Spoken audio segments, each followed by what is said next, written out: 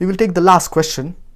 Ehsan from Lahore, Pakistan, he asks, is it permissible to call Kafir a Kafir?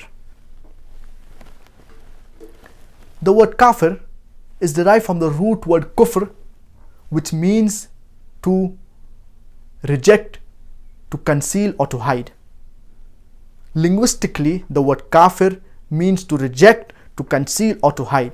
In Islamic terminology, Kafir means a person who rejects or hides the truth of Islam. So a non-Muslim, in Arabic, he is called as a Kafir. So when a person is speaking in Arabic, if he is referring to the non-Muslim, he will call them a Kafir. So it is permissible to call a non-Muslim a Kafir, because this word Kafir, if you translate it into English, it refers to as a non-Muslim.